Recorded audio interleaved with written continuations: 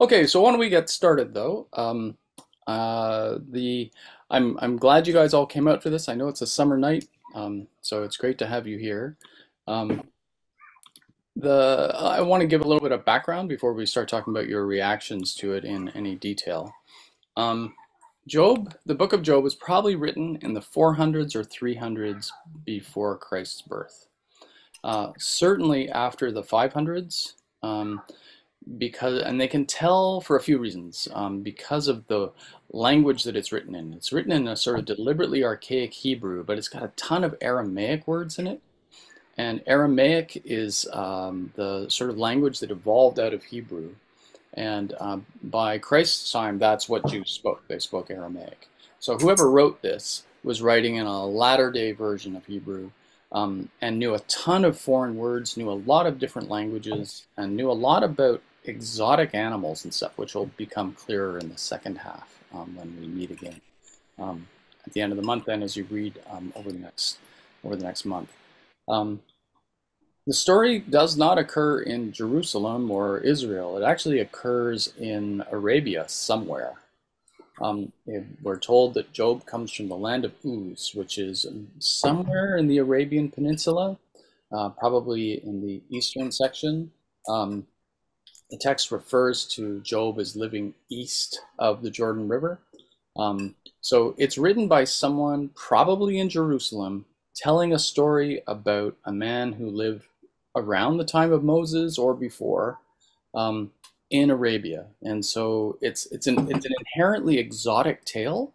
Um, and as a result, it's hello. Oh, look, dinner.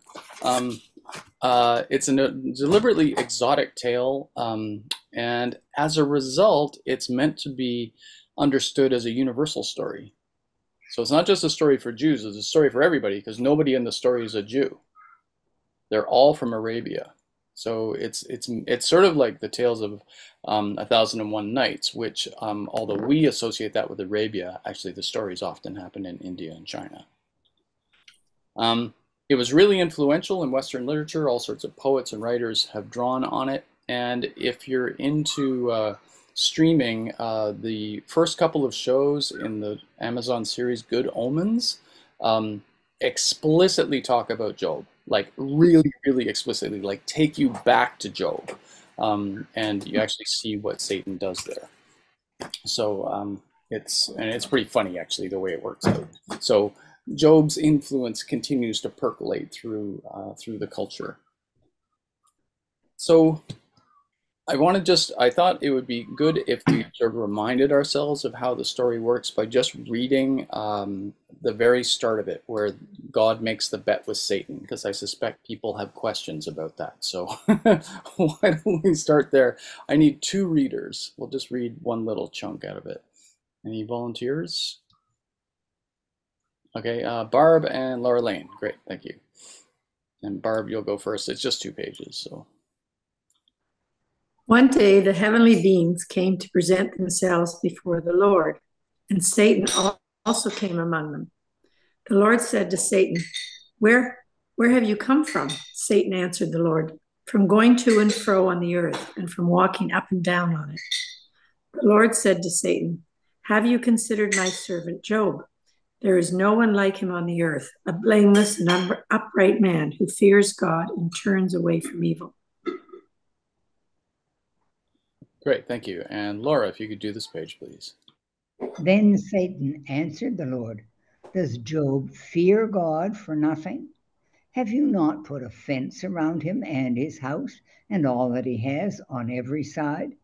You have blessed the work of his hands, and his possessions have increased in the land. But stretch out your hand now and touch all that he has, and he will curse you to your face. The Lord said to Satan, Very well, all that he has is in your power. Only do not stretch out your hand against him. So Satan went out from the presence of the Lord. So, any reactions to this setup? I mean, Satan's going to go down, kill all of Job's flocks, kill all of his children, take away all of his wealth, his health. Jim? You have to ask yourself what kind of a God puts a person at risk, a believing, upright, devout person on a bet.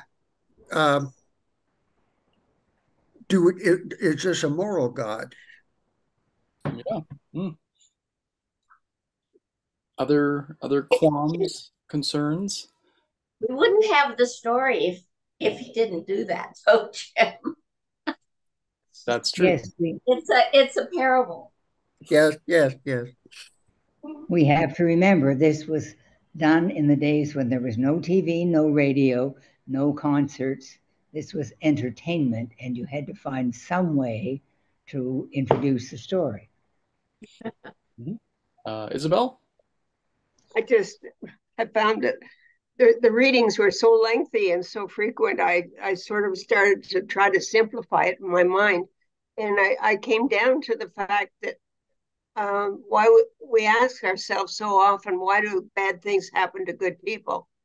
And in this case, it was a wager. Yeah. Yeah, that's right. Yeah, it's I mean, there's a few things that are weird here, right? Like, first of all, God's talking to Satan in heaven, right? Which isn't where we expect to find Satan, right? I mean, the Christian idea of cosmology has Satan either down on earth or in hell, but he's certainly not hanging out with God. And, you know, the way the story goes is once upon a time, God was in the court of heaven and Satan stopped by and God said, "Hey, what have you been seeing down there as you've been touring the land?" And, you know, and I think actually Bob Dylan's song, Hard Rain's Gonna Fall, is, you know, indebted to that, right? You know, what have you seen, my blue-eyed son? What have you seen, my darling young one? And they list all the things that he's seen. I think that is an echo of this. But what's interesting is that the Jewish idea of Satan is different than where the Christians went with Satan. The Jewish idea of Satan is his name in Hebrew means the accuser. Oh, One who accuses. He's sort of like the malevolent, loyal opposition. He's the one who will tell you the thing to do, which is a bad idea, or will just get in your way. Okay, so, and that idea of Satan persists even into the New Testament. You may remember after Jesus comes down off the mountain from the Transfiguration, he reveals to Peter and James, or John, James and John actually, because there's three of them, he reveals to them that he is going to be captured, killed, and crucified. And Peter says, "No way, I'm not going to let that happen to you. That couldn't possibly happen." And Jesus says, "Get out of my way, Satan." Right? Because Satan is the one who gets in your way. Satan is the accuser and he gets in your way. And he usually gets in your way from doing the right thing or doing a good thing. So Satan is the accuser. Satan says, "Oh, I bet Job will break." You have given him everything he could ever want. No wonder he worships you. Let's see if he worships you if we take everything away. Right? So this Satan is very specifically Job's Satan, right? Like, you know, he's the shadow. He's like, "Okay, Job, you feel all, you know, comfy and in your house with all of your huge flocks and all of your children and your nice wife and everything. Of course you love God. You've got everything. But what if it all went away?" So that's one thing. The other thing is, you know, and Jim's absolutely right. We don't expect God, the just, God is love, to be betting with the lives of people. And certainly not with, like, 10 kids die in this bet. It's not just a bunch of sheep and flocks and stuff. It's kids who die, 10 children who die, which is awful. But the text itself, the way it's told, gives us a hint of how to interpret it. And this sort of goes back to what you were saying, Laura. I just want to show you something. So, okay, we talked about that. Yep. Okay, so structurally, this is how the whole book of Job works. There's a prologue, which is the first two chapters, which just sets up the plot. And that's written in prose. The middle part, which is the vast majority of it, chapters 3 through 42, like the first half of 42, those are written in poetry. And then the epilogue, where I'm not going to spoil the ending for you, but there's an ending, is also written in prose. So what the way it reads is it's clearly the middle part is the most sophisticated part, right? You know, the writing is better, the thinking is better, the ethics are more thoroughly thought out. It's the accomplished part. It's the meat in this sandwich. Whereas the prologue and the epilogue are written in prose. The writing's not as good. It's not even trying to be good. And in the Hebrew scriptures, when God speaks, it's often in poetry. If you read the prophecy of Isaiah, when God speaks, it's in poetry. And poetry in the Hebrew scriptures isn't rhyming, aren't words that rhyme. It's two and sometimes three lines which amplify each other. So, and we hear this in the blues all the time. My baby left me. My sweetheart went away. That's Hebrew poetry, where one line establishes the concept and the second line amplifies it.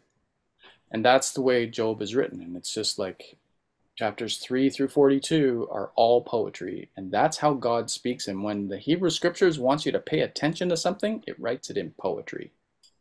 Whereas the prologue and the epilogue are written in prose. And that's the style. I mean, they could have rewritten it and put it into poetry.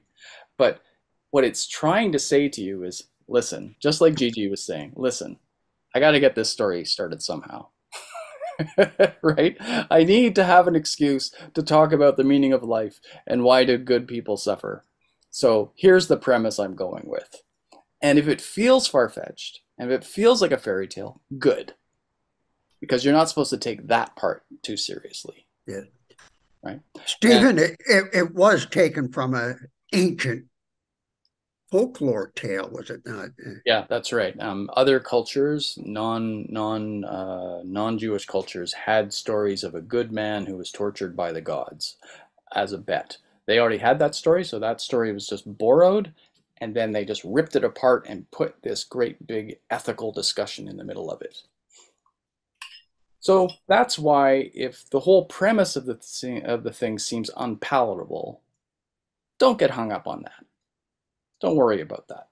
But as one of you said, even if we reject the premise of the, like if we reject the historicity, say, of the premise, the fact is, in our lives, and in everybody's lives who's ever lived, there are a lot of really good people who suffer.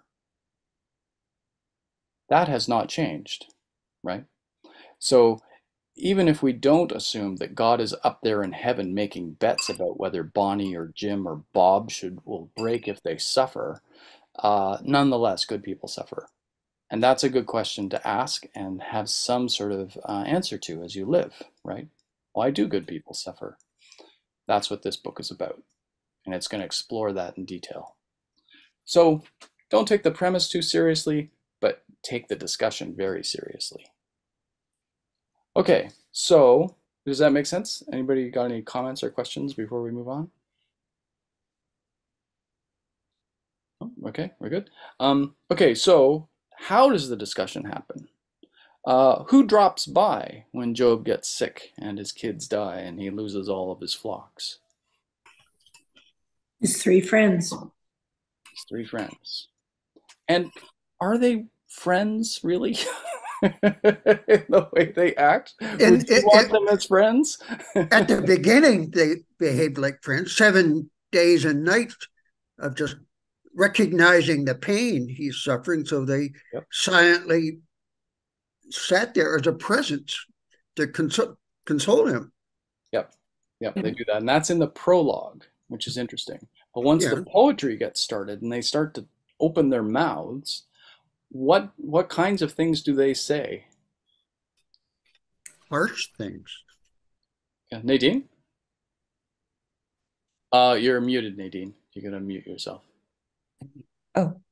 I don't think they're very nice to him. Sorry, I was having a hard time connecting up to you. So I read this story every day, which is kind of interesting. And as I was reading, I kept thinking, this is awful. I mean, it's awful. And it was interesting how somebody was saying, I'm sorry, your reference to it being kind of like a fairy tale. And as I keep reading, and there's this ongoing discussion between Job and his friends, and Job is so committed to God, and his friends keep saying, what's wrong with you? I keep thinking, how does the story end? Because these friends don't seem very supportive. Why did they continue their relationship with him? And why do they continue to just plant conflict? I mean, they're not supportive. They're Yeah, not. they're terrible friends. Yes. Yeah. And why do they stay? Diane? I felt like they're responding out of fear. Ew, I don't want to catch that. So if I can, project that you must have done something bad, if you're truly just, then at least somehow I can control the fact that it won't happen to me. Yeah. Jim? I think they show when they respond to Job that they are prisoners of their own closed minds, and their need for certainty and an airtight moral code and all the answers are there, black and white. Yeah. Okay. Well, let's look at that moral code. Let's read one of their passages. This is from Eliphaz the Temanite. Temanite means he was from Teman, which is a place in the Arabian Peninsula. I need 3 readers for this. Anybody feel like reading? Okay, Mary. Great. Anybody else? Mom? Okay. Mary, Isabel, and Gigi. Thank you. Okay, this is from chapter 15.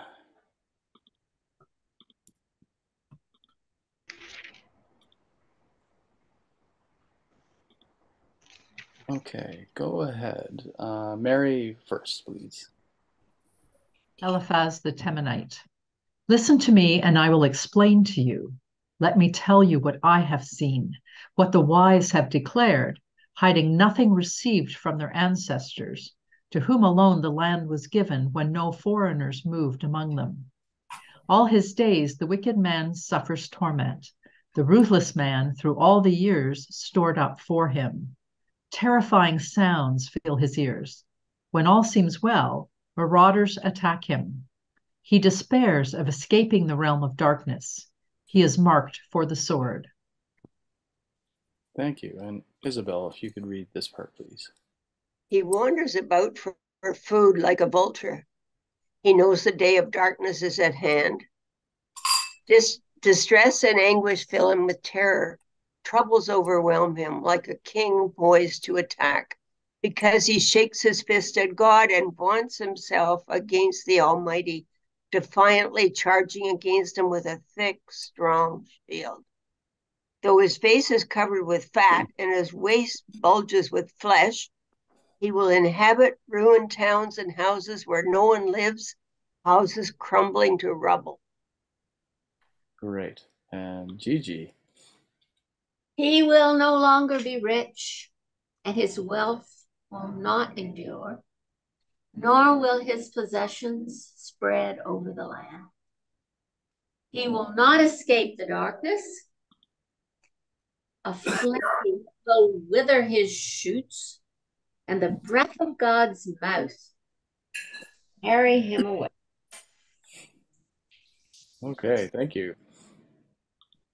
Okay, what do you make of that philosophy? Ouch.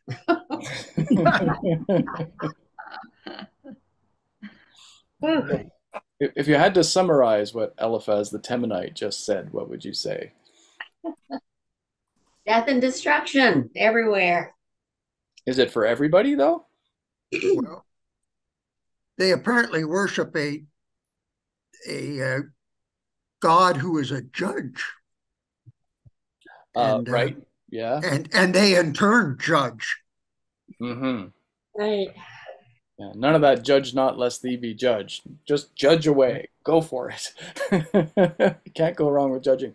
But there, who is Eliphaz talking about? Who is he criticizing? No, I don't know.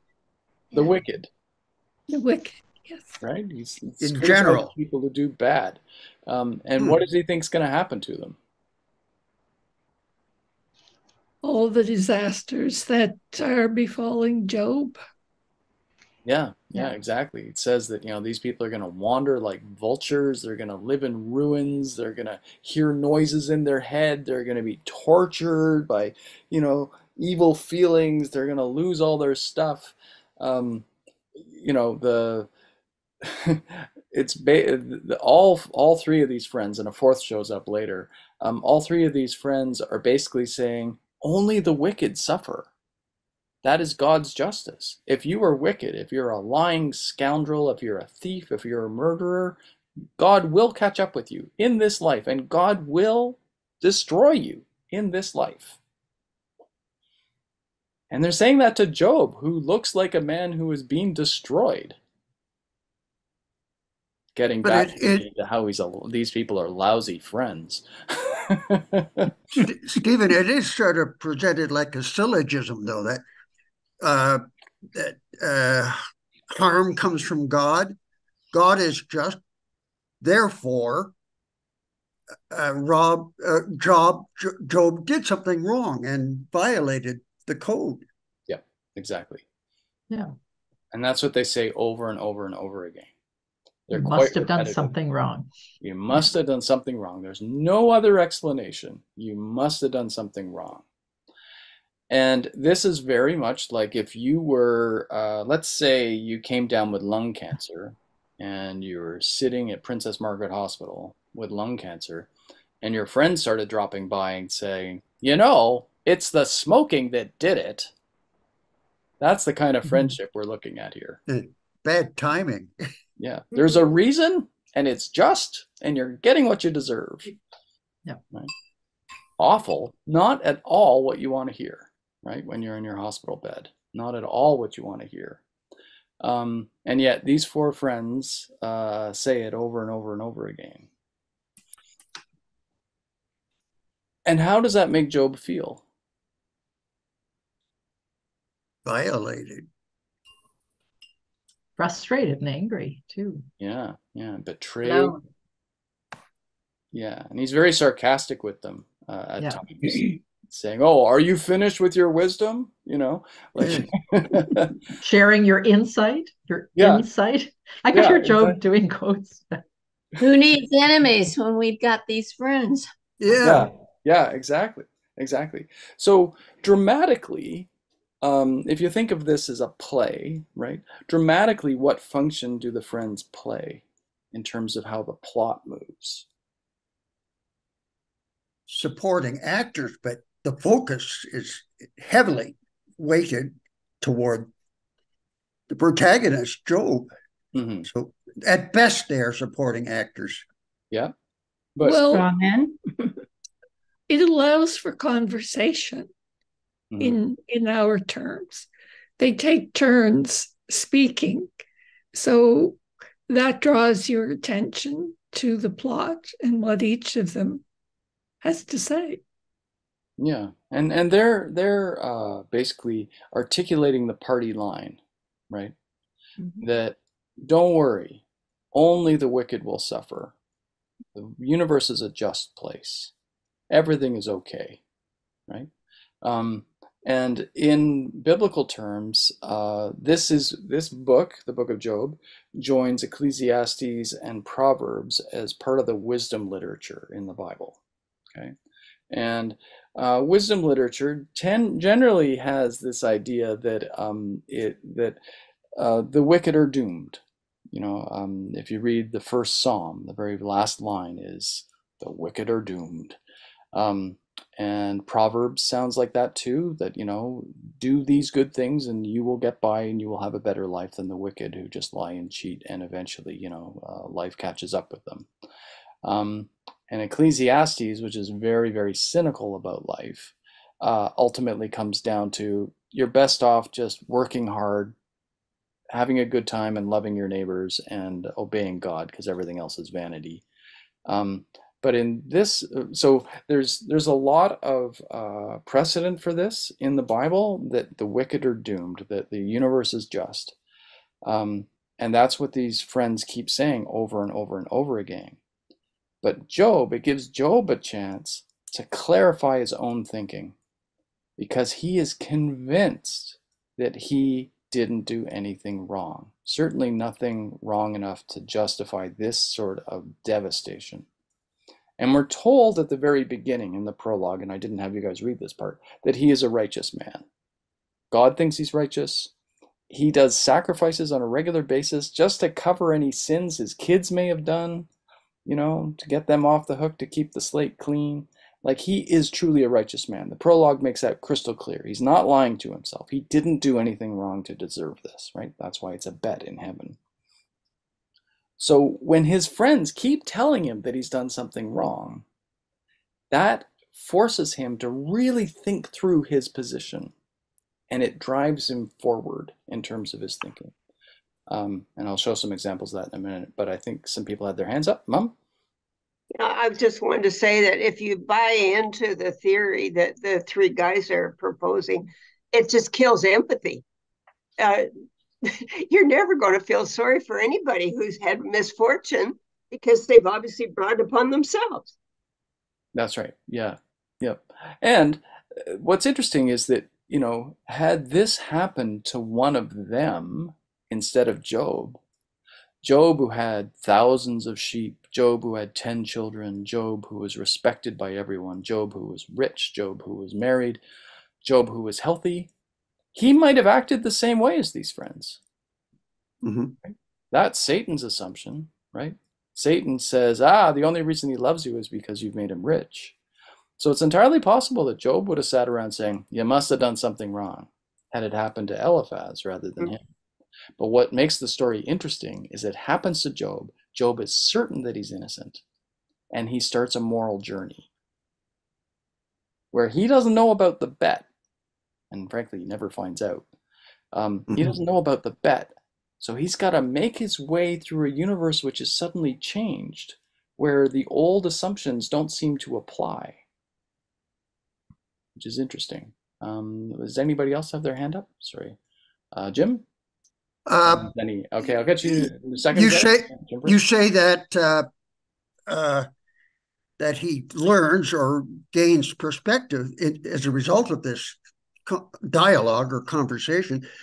You also see in the course of the poem that he starts out with self-loathing and wishing he had never been born, and that turns slowly, but eventually into self-affirming comments that, hey, I want to deal with this standing up, not cringing. In fact, I want to talk to God about this, and not as a supplicant, but as a prince. Yeah. So from a total self-hatred to self-affirmation. Yeah, quite right. And we'll read some passages which trace that journey. But yeah, that's exactly right. Zenny? Yeah, hi. So I don't have my face in the internet, but you can hear me, correct? Yes. Good, thank you. No matter what the friends said about his wickedness, meaning Job's wickedness, he did not stop talking about God the incorrect way. He always maintained to talk about God the right way, the correct way. That's right. Yeah. I mean, we can see even in this first half of the poem that God is winning the bet with Satan, right? Job never turns away from God. He never says the universe is random, I give up, or I hate God. He never says anything like that. He maintains that there must be some source of justice, but it's becoming murky to him because this has happened to him. But you're absolutely right. He doesn't lose faith in a divine universe, but he has to understand it in a different way now. And so I think why don't we pick up on what Jim was alluding to, which is the start of Job's journey in terms of how he feels about things.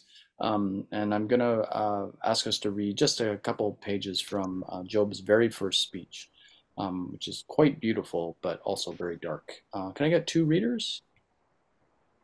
Anybody want to read? Or would you like to hear my dulcet tones? No? Okay, Jim, thank you. And oh, and Bonnie, thank you. Okay, and Jim will go first.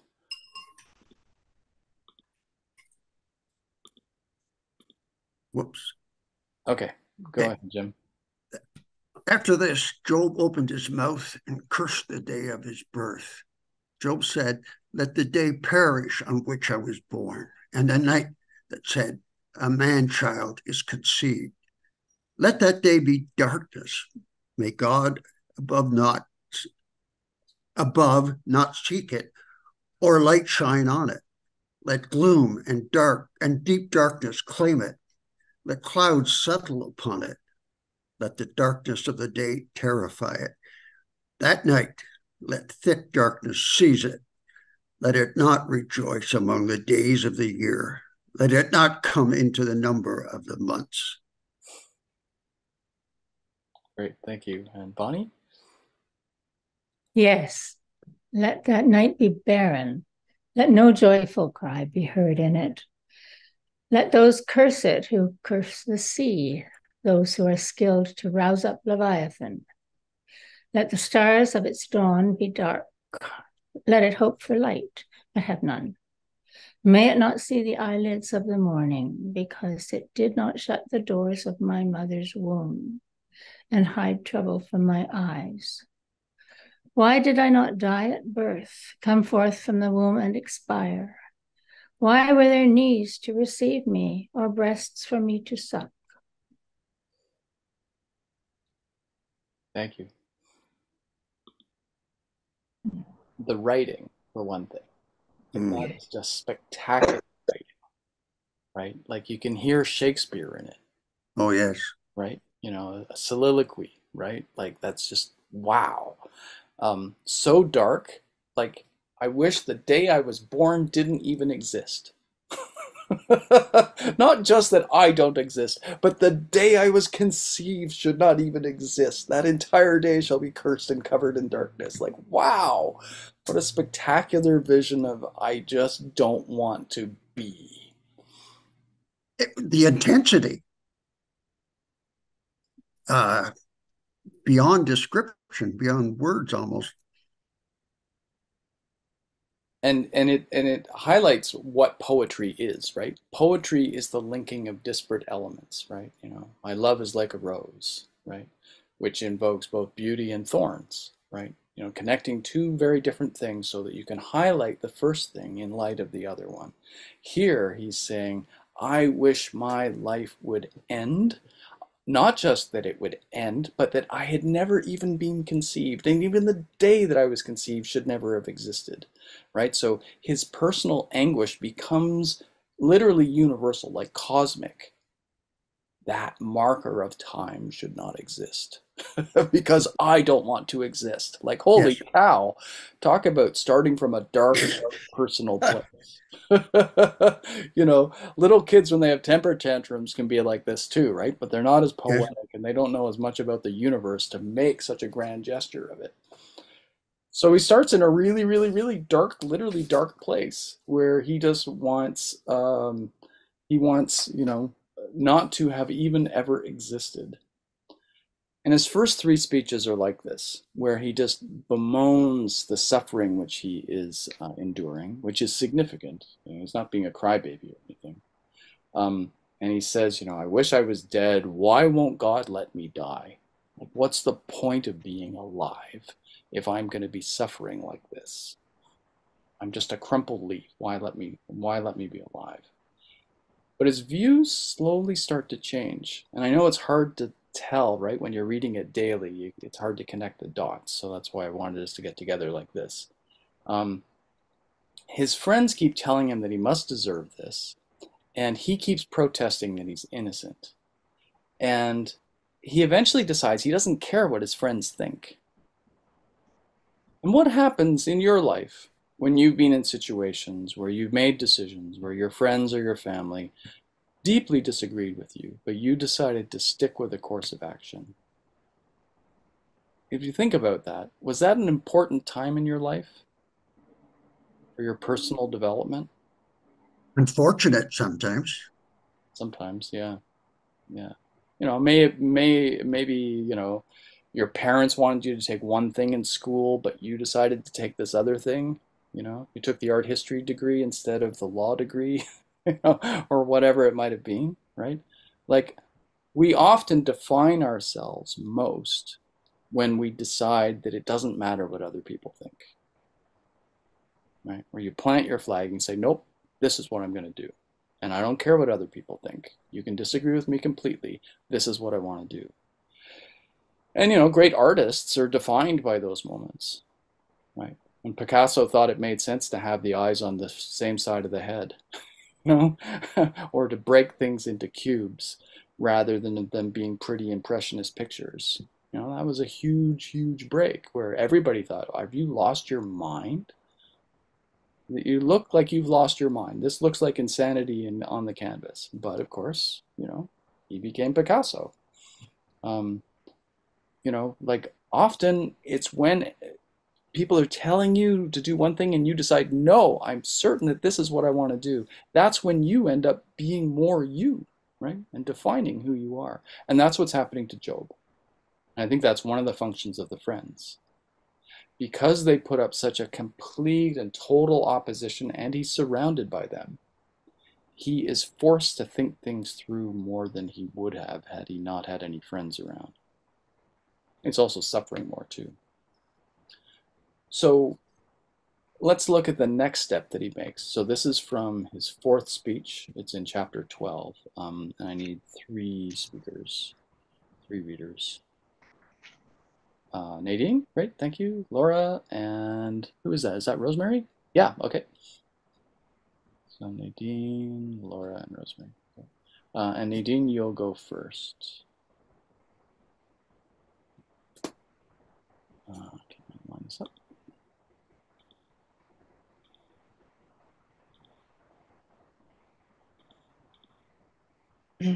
Okay, go ahead. Chapter 12. But ask the animals, and they will teach you, the birds of the air, and they will tell you. Ask the plants of the earth, and they will teach you, and the fish of the sea will declare to you. Who among all these does not know that the hand of the Lord has done this? In his hand is the life of every living thing and the breath of every human being. Does not the ear test words as the palate tastes food? Is wisdom with the aged and understanding in the length of days? Thank you. And Laura, if you could go next. With God are wisdom and strength. He has counsel and understanding. If he tears down, no one can rebuild. If he shuts someone in, no one can open up. If he withholds the waters, they dry up. If he sends them out, they overwhelm the land. With him are strength and wisdom. The deceived and the deceiver are his. He leads counselors away stripped and makes fools of judges. He looses the sash of kings and binds a waistcloth on their loins. He leads priests away stripped and overthrows the mighty. Great, thank you. And Rosemary, if you could do this page, please. Chapter 13. Let me have silence, and I will speak, and let come on me what may. I will take my flesh in my teeth and put my life in my hand. See, he will kill me. I have no hope, but I will defend my ways to his face. This will be my salvation, that the godless shall not come before him. Listen carefully to my words, and let my declaration be in your ears. I have indeed prepared my case. I know that I shall be vindicated. Who is there that will contend with me? For then I would be silent and die. Great, thank you. Okay, so what's different between that passage and the one where he wished he had never been born? a level of certitude that he is right. Mm-hmm. Yeah. Does he sound like someone who's in the depths of despair, who's just given up and doesn't want to do anything? No, I will defend myself. Pulling up his socks. Mm-hmm. Yeah. Yeah, exactly. He's decided to take a stand and take action, right? He wants to have a hearing before God. And what will he say before God? I am innocent. Right? I don't understand why this is happening to me because I am innocent. Now he has a problem, of course. How do you get an audience with God? Yeah. How do you argue with God? Yeah. And he's got a real problem in that back then, to a degree which isn't as true now, people were terrified of God. Right? We live by compare, at least we in the comfortable West, wealthy Toronto, we live in a world where we're not worried that a simple cut on our finger might get us infected and kill us. We're not worried that a mighty wind may blow over our house. We don't happen to live in an earthquake zone. So far, we don't live in a flood zone or a fire zone, but who knows, that may change, but that's our fault, not God's. But back then, bad things happened all the time, really big, big bad things, right? Which they had little or no control over. And so they found God terrifying. Not just loving and kind, but terrifying. And they don't have an idea of the afterlife the way we do. They think at best when you die, you go down to Sheol, which they refer to as the pit, which is very much like Hades, which the Greeks believed in, which it's just sort of an underworld where you're at best semi-conscious, kind of like, having the flu forever, confined to your bed, bored to death, if you're conscious at all. So Job knows that he is demanding an audience with the being that could annihilate him or make him feel even worse, who's done so much to him and could do more. That's who he's going up against. And I didn't put this into the stuff that we'll read, I don't think. But he says, one of the conditions for my hearing with you is that you have to take the pressure off so that I don't feel so terrified that I can't speak. Right. Stephen, the ferocity of his impatience and his feelings, though, in a way, is it not a measure of his love and trust in this God that at the moment is confusing and there is chaos everywhere in Yeah. his. He still thinks there's a system that works, and he demands a fair trial because he thinks a trial is even possible, right? Unusual, but possible. When So, he says my Redeemer lives, who is that? we'll get to that in a second. We're about to read that passage. It's so interesting to me that never does Job or his quote unquote friends question the capacity of God to control the universe. And I mean, it's so different from Rabbi Kushner's book, where God is either almighty or all loving, but can't be both. And he picks God as all loving as opposed to being almighty. Whereas this God is almighty, and nobody ever questions that from stem to stern. So I have a lot of trouble with Job. Yeah, well, that's right. But they're living in classic Old Testament times, right, where God was considered highly interventionist. And of course, the premise of the story is one day God intervened and allowed Satan to torture him, right? So it starts with the premise that God's an interventionist God. The question is whether God is a loving God, right? Zenny? Yes. Zenny, go ahead. Your hand is raised, Zenny. I don't know if you Yeah, want to here. answer the question. I muted myself. Okay. So at the time that these polemics happened, there was no sense of timing, meaning I meant they want things happen then, not God's time. Can you expand on that a little bit? It is God's pleasure that he does his own pleasure. We don't dictate when will he do anything that he pleases. Oh, I see what you mean. Yeah, that's right. Time is entirely in God's hands. Yeah, what happens in time is utterly up to God. That's right. And I think, one of the huge cultural shifts which has happened, which we are participating in right now, is this idea that time doesn't belong to God. If you're a fan of science fiction at all, and even if you're not, you may have noticed that science fiction has been taken over by time travel stories, where people go back in time, they change the timeline, and they either splinter the universe into a series of parallel timelines, or they change their own future so they can't come back to their own future. There's just so many stories about this. Those stories don't exist before the 20th century. They can't exist because God's in charge of time. H.G. Wells, when he writes The Time Machine, which is the very first science fiction novel that's about time, that's, I don't know, 1901 or something. That is a marker of how secular society has become, that someone could imagine time being something that human beings could fool around with. At first, they just visit. Now, in the early 21st century, we change it all the time in our science fiction stories.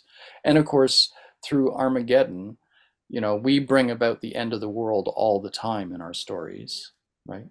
Oppenheimer's a big movie right now, and they explicitly look at this issue. There was a small chance mathematically that when they exploded the first atomic bomb, it might set fire to the atmosphere and destroy the world. And one of the major issues in the movie, as well as in Oppenheimer's life and all of our lives, given the age that we all are, is that the invention of the atomic bomb made it possible for human beings to effectively end human time, right? By destroying the world, by destroying our civilization. None of that is possible until people stop believing that God's in charge of time. So Zenny, you're absolutely right. Back then, God's in charge completely. He's in charge of creation, he's in charge of every living thing, and he's in charge of what happens to every living thing. And that no one in this poem ever suggests, maybe things just happen because they happen and it's random. That idea is nowhere in this poem. That has not occurred to them. Okay, well, let's carry on and look at how Job's evolution is going psychologically. So he starts off in the pits of despair, saying, I wish I'd never been born. Then he kind of gets himself together and says, I want a fair trial with God. I want a hearing with God to find out why this happened to me, because I'm convinced that I am innocent. So now let's see what happens next. And tell you what, this one's really short, so I'll just read it.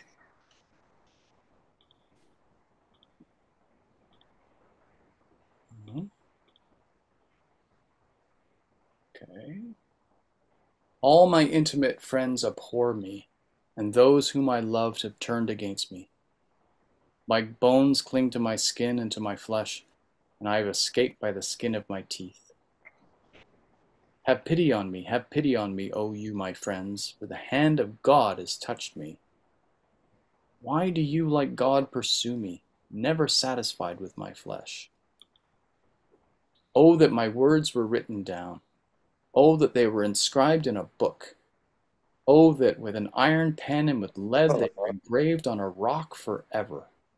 For I know that my Redeemer lives, and that at the last he will stand upon the earth.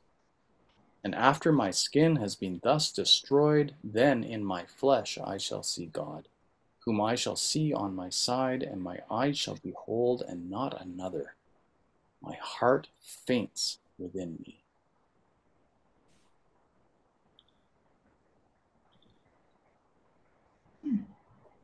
How is Job feeling there? Now that's faith. Mm-hmm. That God is on his side and will take his side. Maybe he's talking about, I believe my Redeemer lives, Oh, right? But that doesn't seem to be the God who's torturing him, which But is interesting. he could expect God to defend him in front of God, if that makes sense.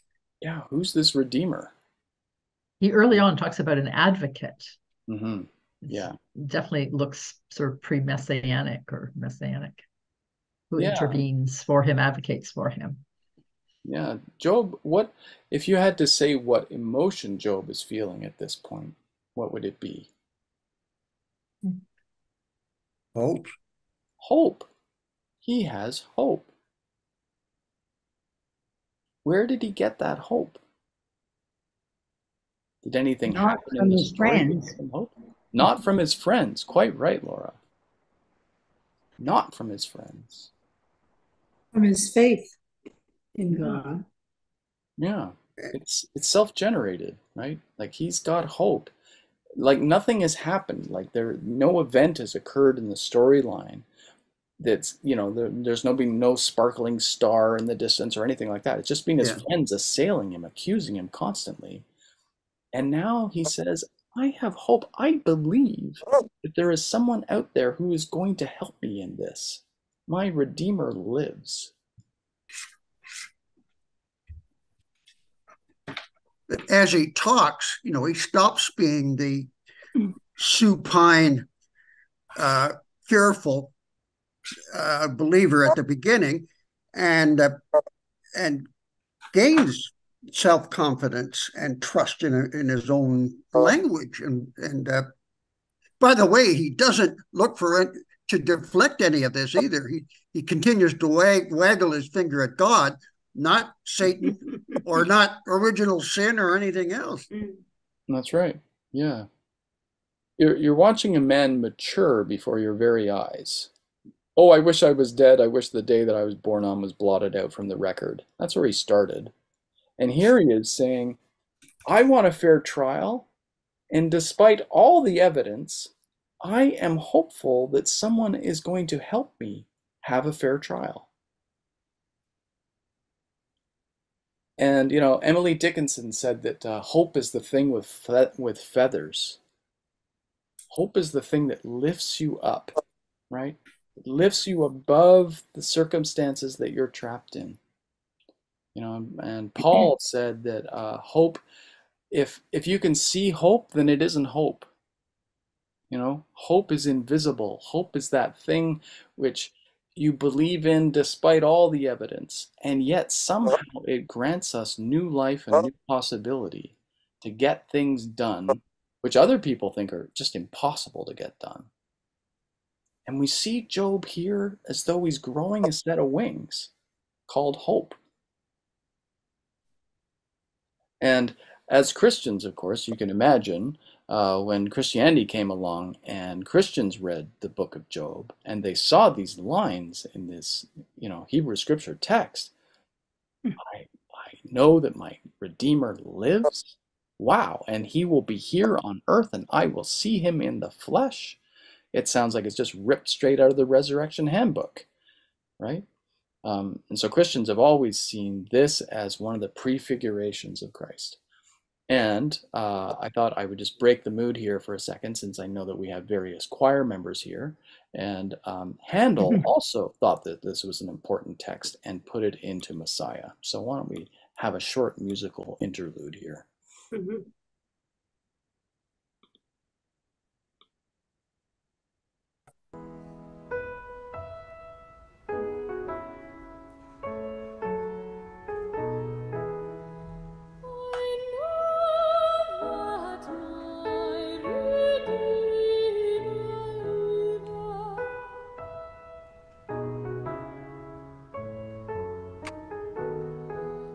The temptation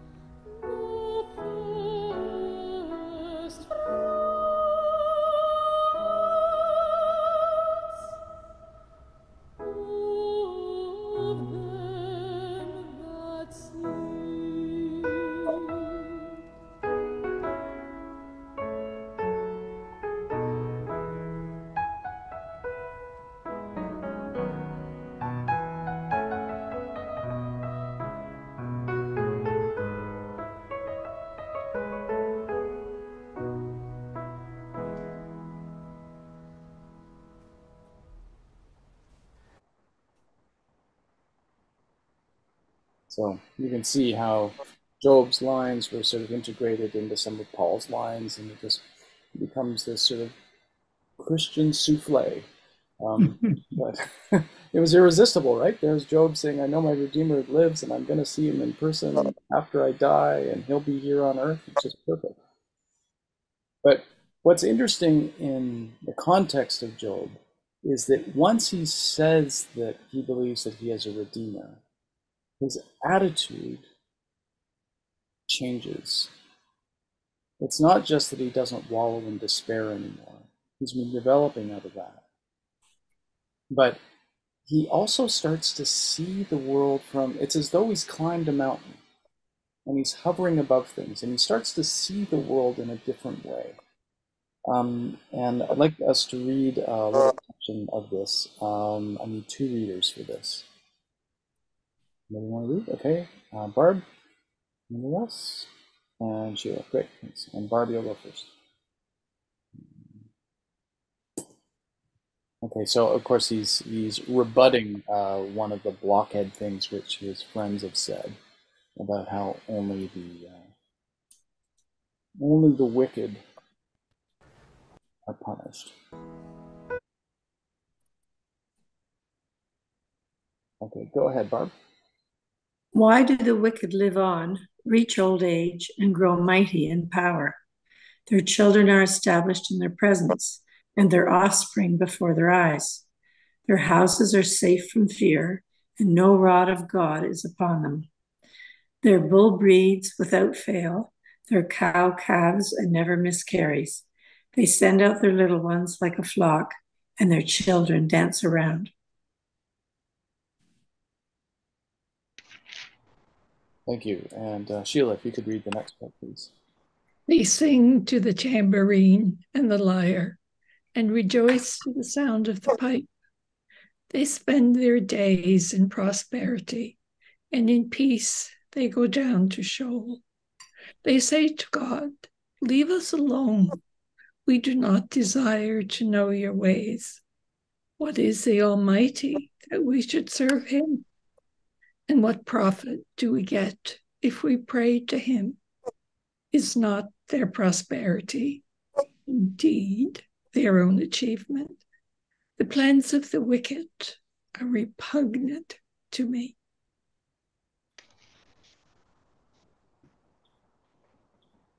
Great, thank you. So what's Job saying about what happens to the wicked? They succeed. They get away with it. They have a good life. Yeah. Yeah. Would his friends ever say that? No. No. Job is saying the exact opposite of what his friends have been saying all along. They've been saying, don't worry, the universe is just, the wicked always get punished within their lifetime. And Job, after he becomes hopeful, after he becomes hopeful that he has a Redeemer who's going to help him through this, that he will get through this, at that point, he takes a deep breath and he says, you know what? The evidence suggests that the wicked do prosper, that they can reach the finish line and have a natural death, and maybe never know what happens to their children. In another passage, he says, so what if they die and their children suffer? Who cares? They don't know. They don't even know. They got to the finish line. They won the prize. And at this point, the poem becomes just brutally honest, right? Like these aren't, pious statements anymore. This is like, you can get to the finish line. Trump may get away with it. you know, Rudy Giuliani may have a heart attack tomorrow and never do any jail time. Like the wicked can get away with it. And he's saying that's just the way it is. That's just the way it is. And, you guys know that I see our faith as being very, very important in terms of its inspiration for social justice. We can't get any social justice stuff done if we pretend that the world is nicer than it is. We have to recognize how hard things are and how ugly things get, and the conniving strategies of those who harm others are. There's no brownie points for pretending that things are better than they are, because you can't figure out how to fix them then. And Job has spiritually matured over the course of this poem, and he's saying, I now admit that you can be terrible and nothing bad will happen to you. Raising the question of, okay, so how do we all get through the day then? Mom? Oh, you're muted.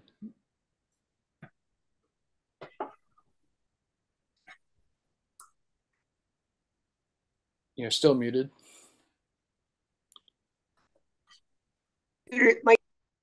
Oh, no, now you're muted again. One more try. Okay. Isn't there something to be said for a day of reckoning, though? I mean, that people may flourish on earth, but that in the afterlife there is a toting up. I've always thought that. Well, and that would be Christianity's position, but that idea doesn't exist in the Hebrew scriptures. The idea of Armageddon and apocalypse and stuff starts to show up very late, like in the Apocalypse of Daniel, which is written in like the 300s or so.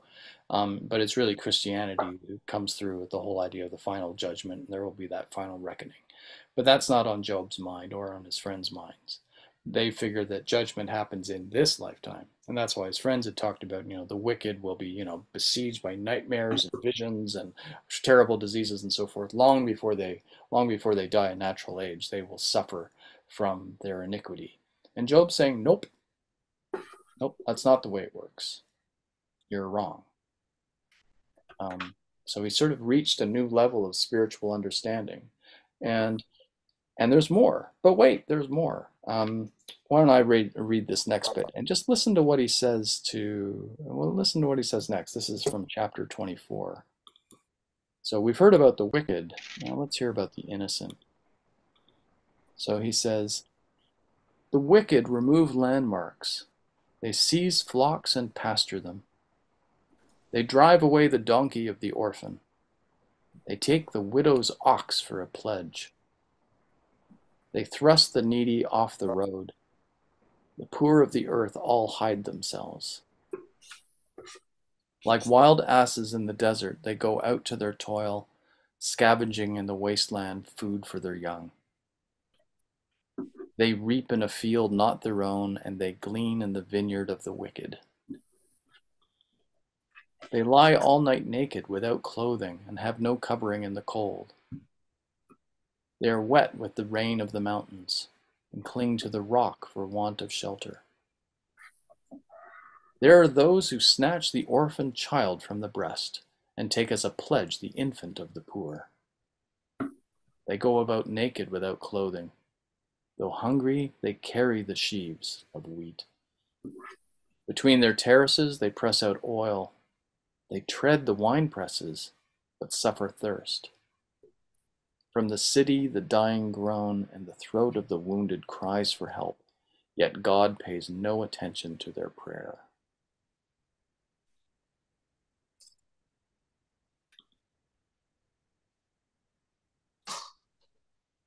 Why is he seeking justice? There is no justice.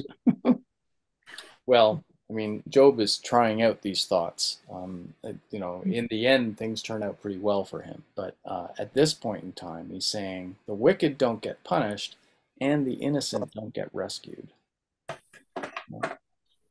But, clarification, are they the wicked or the innocent in this sense? Let me pull it back up.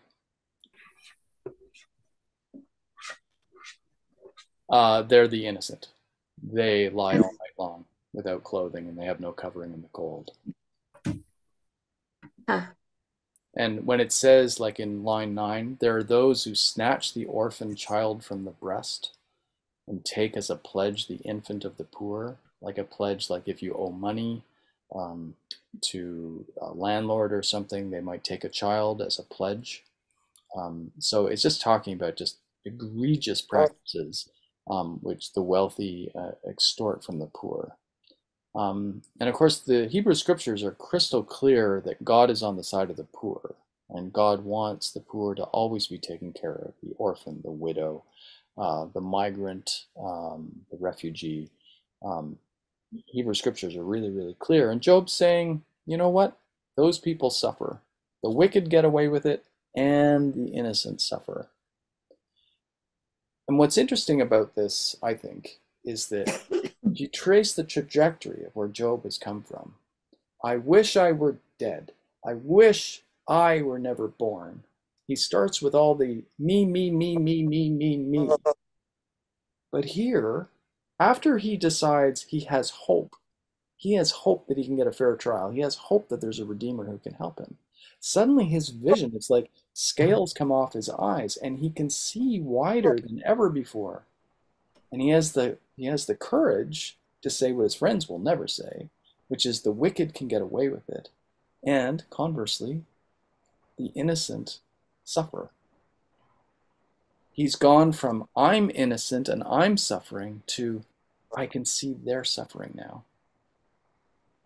Does he become every man in the process?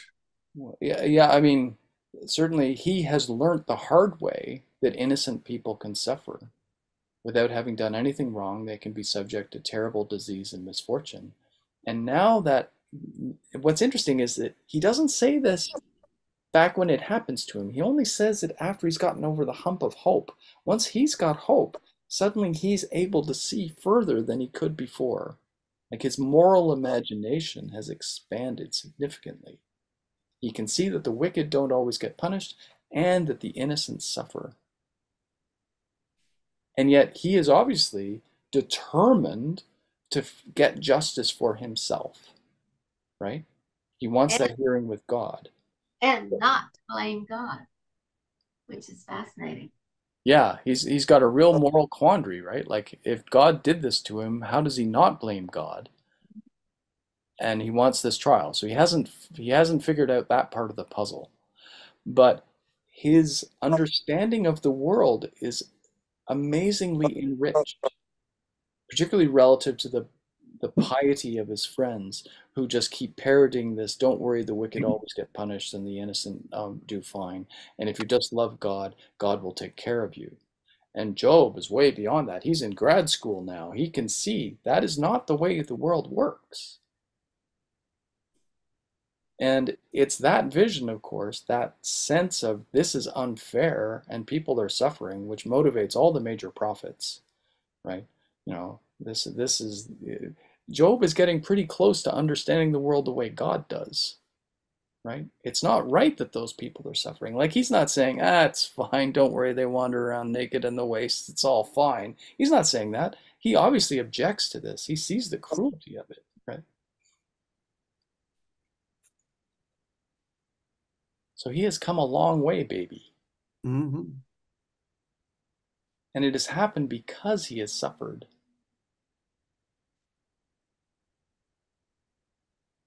In the modern West, we don't like the idea that suffering could have some sort of powerful positive effect on us. We like to just avoid suffering, right? This text is saying this man's eyes were opened because he suffered.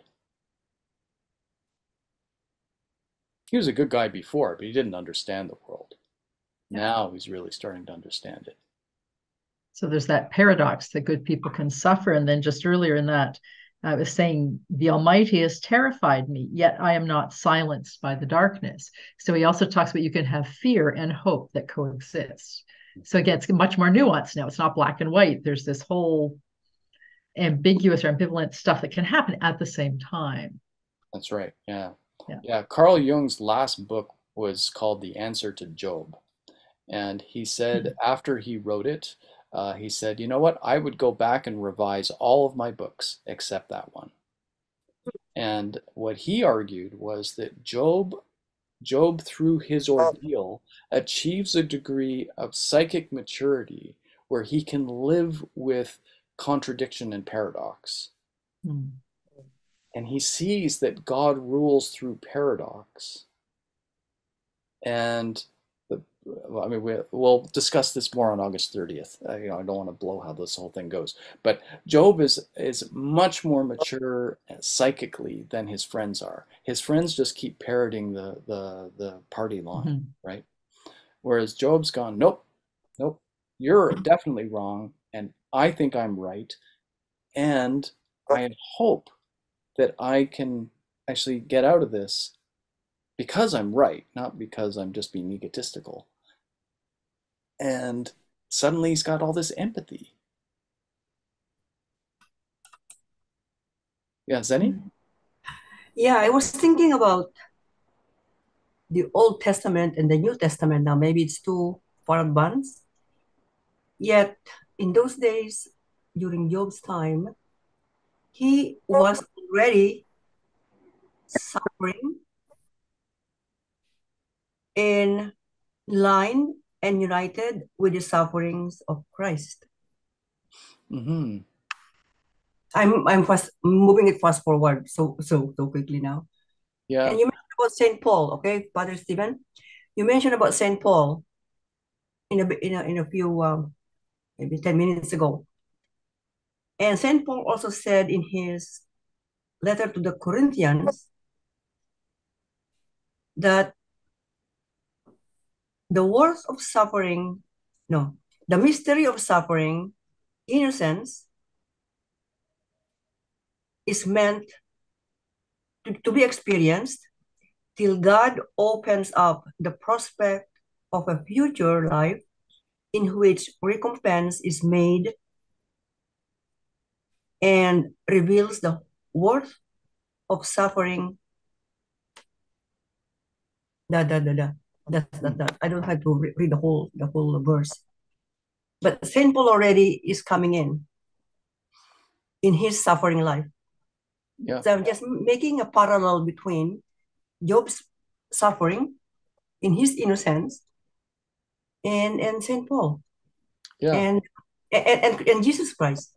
Yeah. Well, it's interesting you should bring that up because in Jung's book, The Answer to Job, he says that the truest answer that God gives to Job in terms of why am I suffering? Why have you abandoned me? Why am I going through this?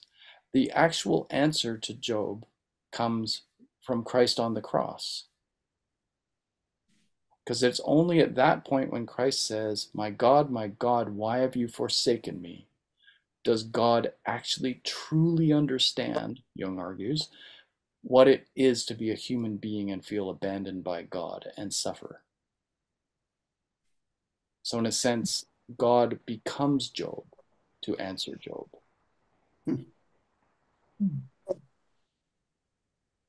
That's Jung's take on it. I'm not saying that that's, a theologically accepted position, but it's interesting in that, Job is saying, why can't I get a trial? Why don't you answer the phone? Why am I suffering like this? And Christ, in both the Garden of Olives on the night of his death, as well as, or the night before his death, as well as on the cross, temporarily feels abandoned by God. Right? I've been your favorite all this time, and yet here I am hanging on a cross, jeered at by the crowds, and you are nowhere to be found. Now, there's theological arguments about how Christ knew that there would be a happy ending to that story. But for a moment there, he feels like Job does. And Jung argues that's the answer to Job, that God actually decided to become Job in Christ. So guys, it's 8:53, so we've come to the end of our time as well as this part of the story. You will continue to get emails every day until August 30th. And not to spoil the story, but God does show up and does give an answer to Job. But that, I suspect, will prompt even more conversation because it's not at all what Job was hoping for. But it is awfully beautiful to read and mysterious. So I hope that this has been helpful. Indeed. Very Yes. much. Very much. Thank you so much. Great. Thank you. My pleasure. Like you're on top of the mountain looking at. I have enjoyed this enormously. I too don't get a chance to, micro read these things, like whole books at least.